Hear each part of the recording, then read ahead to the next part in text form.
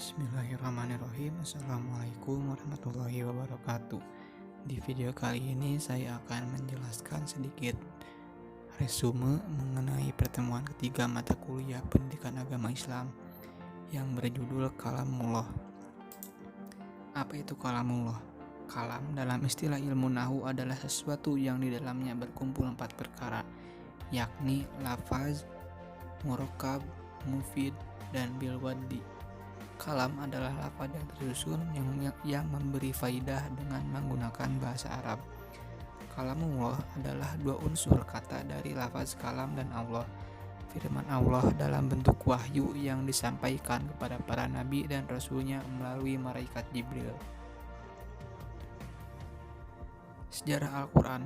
Sejarah turunnya Al-Quran yaitu nuzul Al-Quran adalah kata jadian dari kata kerja nazala yang berarti tujuan. Al-Quran lebih sering digunakan istilah nuzulul Quran, bahkan terdapat peringatan malam nuzulul Quran sebagai bentuk penghormatan dan pengagungan terhadap Al-Quran. Hingga dapat kita baca sekarang ini. Menurut Al-Zarqani dalam Manahil Al-Irfan berpendapat bahwa proses turunnya Al-Quran terdiri atas 3 tahapan.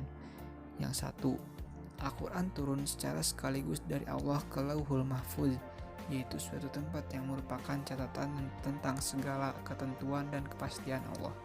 Dan yang kedua, Al-Quran diturunkan dari Lauh Al-Mahfuz ke Bait Al-Izzah, yaitu tempat yang berada di langit dunia.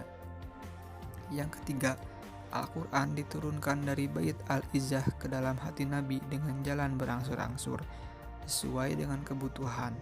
Hal ini diisyaratkan dalam Quran Surat Asy-Syu'ara ayat 193-195 yang artinya, Dia dibawa turun oleh Ar-Ruh Al-Amin ke dalam hatimu agar kamu menjadi salah seorang di antara orang yang memberi peringatan dengan bahasa Arab yang jelas.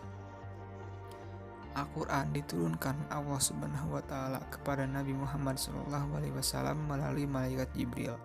Surat pertama yang diturunkan adalah Al-A'laq ayat 1-5, dan surat yang terakhir yang diturunkan adalah Quran Surat Al-Maidah ayat 3. Tantangan untuk membuat pendanaan Al-Quran. Dan jika kamu tetap dalam keraguan tentang Al-Quran yang kami wahyukan kepada hamba kami Muhammad, buatlah 1 surat saja yang semisal dengan Al-Quran itu, dan ajaklah penolong-penolong kalian selain Allah jika kamu orang-orang yang benar. Quran Surat Al-Baqarah ayat 23. Musailamah Al-Kadzab mencoba menjawab tantangan itu. Dia membuat padanan surah Al-Fil.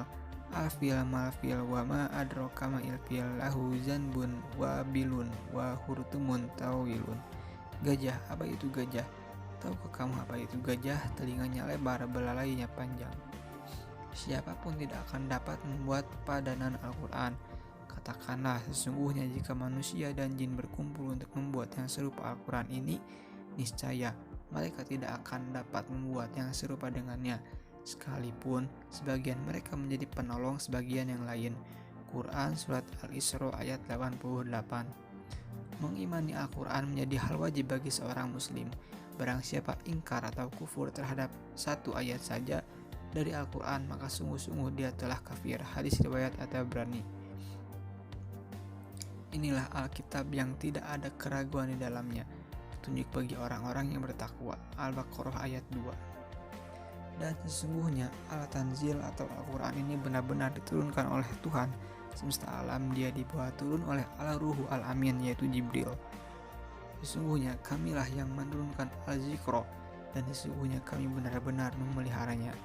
Pengumpulan Al-Quran. Dalam penulisan Al-Quran kita mengenal istilah Jam'u Al-Quran atau pengumpulan Al-Quran yang mempunyai 2 pengertian, yaitu al-hifzu menghafal dan al-kitabah menulis, yakni menulis Al-Quran pada benda-benda yang dapat ditulis. Kata pengumpulan dalam arti penghafalannya adalah proses ketika Allah Subhanahu wa Ta'ala menyemayamkan wahyu yang diturunkan ke dalam lubuk hati Nabi Muhammad SAW. Proses penulisan Al-Quran terdiri dari beberapa tahapan atau masa, yaitu pada masa Nabi Muhammad SAW, lalu pada masa Khulafaur Rasyidin, dan pada masa setelah Khulafaur Rasyidin. Yang pertama, masa Nabi Muhammad SAW. Penulisan Al-Quran pada masa Nabi Muhammad ditempuh dengan 2 cara. Pertama, al-jam'u fi sudur. Rasulullah amat menyukai wahyu dan senantiasa menunggu turunnya wahyu dengan rasa rindu, lalu menghafal dan memahaminya. Nabi Muhammad SAW adalah hafiz penghafal Al-Quran pertama dan merupakan contoh paling baik bagi para sahabat dalam menghafalnya. Lalu yang kedua, al-jam'u fi sutur. Selain dihafal, Rasulullah juga mengangkat para penulis wahyu Al-Quran dari sahabat-sahabat terkemuka seperti Ali, Muawiyah, Ubay bin Ka'ab, dan Zaid bin Sabit. Lalu pada masa Khulafaur Rasyidin, pada masa Abu Bakar As-Siddiq, pada masa pemerintah itu terjadilah Jam'ul Quran, yaitu pengumpulan naskah-naskah Al-Quran yang susunan surah-surahnya menurut riwayah berdasarkan pada turunnya wahyu, hasbi tartibin nuzul. Pada masa Khalifah Utsman bin Affan terjadi perluasan wilayah Islam di luar Jazirah Arab, sehingga menyebabkan umat Islam bukan hanya terdiri dari bangsa Arab saja. Salah satu dampak yang terjadi adalah ketika mereka membaca Al-Quran, karena bahasa asli mereka bukan bahasa Arab. Fenomena ini ditanggapi secara cerdas oleh salah seorang sahabat yang juga sebagai panglima perang pasukan muslim yang bernama Hudzaifah bin al-Yaman. Inisiatif beliau untuk menyatukan penulisan Al-Quran tampaknya sangat beralasan. Betapa tidak, menurut beberapa riwayat, perbedaan cara membaca Al-Quran pada saat itu sudah berada pada titik yang menyebabkan umat Islam saling menyalahkan, dan pada ujungnya terjadi perselisihan di antara mereka.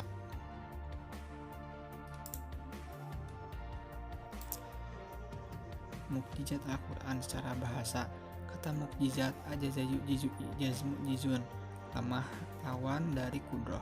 Kata mukjizat berasal dari bahasa Arab yang berarti sesuatu yang membuat pihak lain dan tidak berdaya di hadapannya. Sedangkan istilah agama, mukjizat adalah hal luar biasa yang Allah berikan kepada seorang nabi atau rasul untuk membuktikan kebenaran pengakuan kenabian.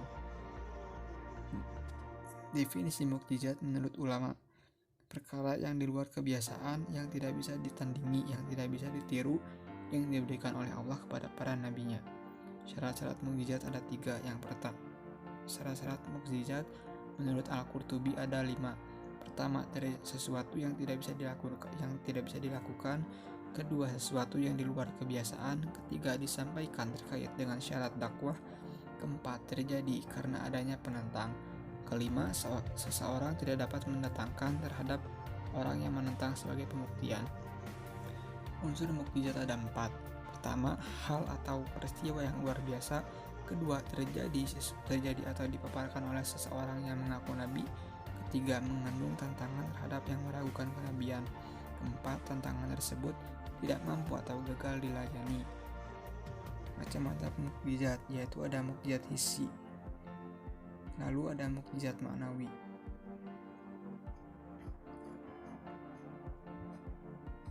Mungkin cukup sekian penjelasan dari saya. Pertama, mengenai Al-Quran. Al-Quran itu adalah salah satu mukjizat terbesar bagi seluruh umat manusia, karena Al-Quran itu adalah kalam Allah atau pesan-pesan Allah yang ditunjukkan bagi umat manusia. Dan mukjizat adalah sesuatu kelebihan yang Allah berikan kepada para nabi dan rasul. Itu tujuan untuk membuktikan bahwa seorang nabi pasti memiliki mukjizat. Mungkin cukup sekian video dari saya. Wabillahi taufiq wal hidayah. Wassalamualaikum warahmatullahi wabarakatuh.